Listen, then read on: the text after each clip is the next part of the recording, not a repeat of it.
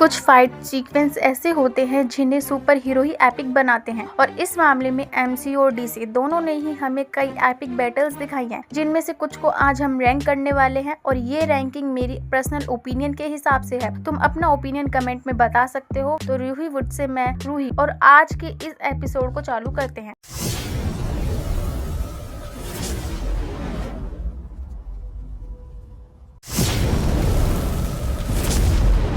Number 10 Thor versus Hela की dead army. ये fight scenario अपने आप में ही एमसीयू के one of the best scene में से एक है। थॉर को ये पता लगना कि थॉर गॉड ऑफ हैमर नहीं बल्कि गॉड ऑफ थंडर है। उसके बाद फुल लाइटनिंग के साथ उसका स्लो मोशन में बाइफ्रोस्ट पर एंट्री मारना और डेड आर्मी को मारना आंखों के लिए ये ट्रीट से कम नहीं है। नंबर 9 शैंग-ची वर्सेस वान वू। एमसीयू में ऑलमोस्ट सभी कैरेक्टर्स का अपने फादर के साथ लफड़ा होता है, पर ये फाइट इस चीज को नेक्स्ट लेवल ले जाती है। इस फाइट के हैंड टू हैंड कॉम्बैट पर easily MCU one of the best combat scene में रख सकते हो। Number 8 Trinity versus Doomsday. इस फाइट सीन में डीसी के 3 सबसे heavy hitters the Batman, Superman और वंडर वुमन। इस सीन में सब कुछ था। वंडर वुमन का वॉरियर वाला ऑरा, बैटमैन के स्किल्स और सुपरमैन की इंसानी लेवल की पावर्स, और इन सब के बावजूद भी डूम्सडे इन तीनों पर भारी पड़ रहा था और ये फाइट खत्म हुई सुपरमैन के सैक्रिफाइस से। Number 7 Batman versus Superman warehouse scene. एक परफेक्ट बैटमैन एंट्री किसे कहते हैं, इस सीन ने ये अच्छे से बताया है। बैटमैन अपनी स्किल्स और टैक्टिक्स के दम पर सुपरमैन की मां को बचाने के लिए हथियारों से लेस आदमियों से भरे हुए वेयरहाउस में घुस जाता है और तब हमें देखने को मिलता है एक ऐसा सीन जिसने बैटमैन फैंस को सुकून दिया। Number 6 Captain America the Winter Soldier highway scene. इस फाइट में 2 सुपर सोल्जर्स और एक असैसिन थी जिन्होंने मिलकर एक ऐसा सीन डिलीवर किया जिसके इतने साल बीत जाने के बाद भी मार्वल फैंस कसमें खाते नहीं थकते। जहां बात हो कैप्टन और विंटर सोल्जर के हैंड टू हैंड कॉम्बैट से लेकर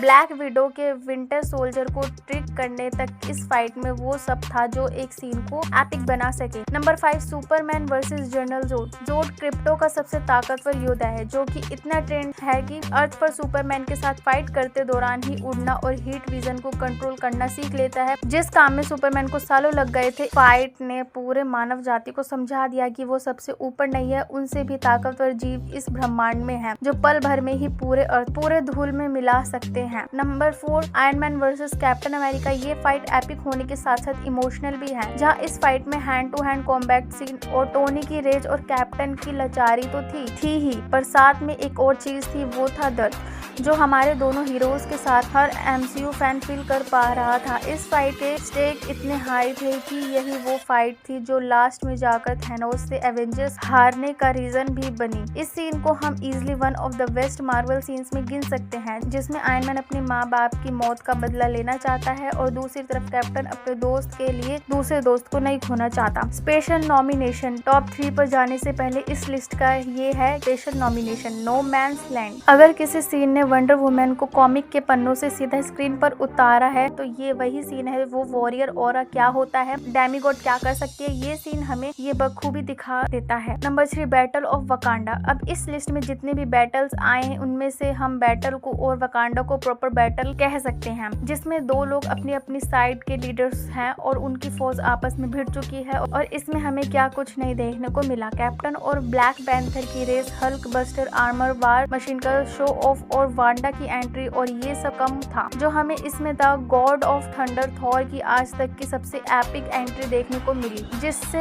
एमसीयू का बेस्ट सीन भी माना जाता है और साथ ही में थॉर का ब्रिंग में थैनोस बोलना और फैंस के दिलों में भी थंडर पैदा कर देता है। नंबर 2 ये बैटल नहीं एक हिस्ट्री है, ना ही सिर्फ एमसीयू फैन के लिए बल्कि पूरे पॉप कल्चर फैंस के लिए। इस फाइट में हमें पहली बार हमारे ओजी एवेंजर्स असेंबल होते हुए दिखे जो एक साथ मिलकर लड़े और लोकी की चितोरी आर्मी से, और हम हल्क का आई एम ऑलवेज एंग्री कैसे भूल सकते हैं। और फिर हमारे एवेंजर्स का एक गोला बनाकर खड़ा होना और बैकग्राउंड में वो एवेंजर्स का थीम इस बैटल में 4 चांद लगा देता है। Number 1 the end game. ये बैटल कई सारे फेसेस में बताया हुआ था, जिसमें पहले हमने देखा था हमारे एमसीयू त्रिमूर्ति कैप्टन थॉर और आयरन मैन को थैनोस की तरफ चार्ज करते हुए, फिर हमें थैनोस वर्सेस कैप्टन देखने को मिला और वो थे कैप्टन अमेरिका देखने को मिला। ये सीन ऐसा था जिसने सभी फैंस को अपनी सीट पर खड़े होने के लिए मजबूर कर दिया और फिर कैप्टन का अकेले टूटी हुई शील्ड के साथ पूरी थैनोस की आर्मी के सामने निकल पड़ना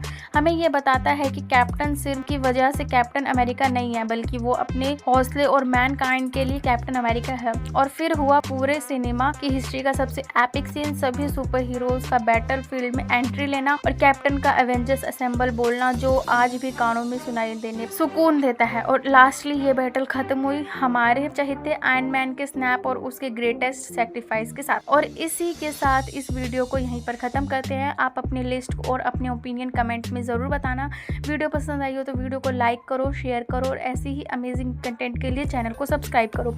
मिलते हैं नेक्स्ट वीडियो में, तब तक के लिए देखते रहो रूहीवुड।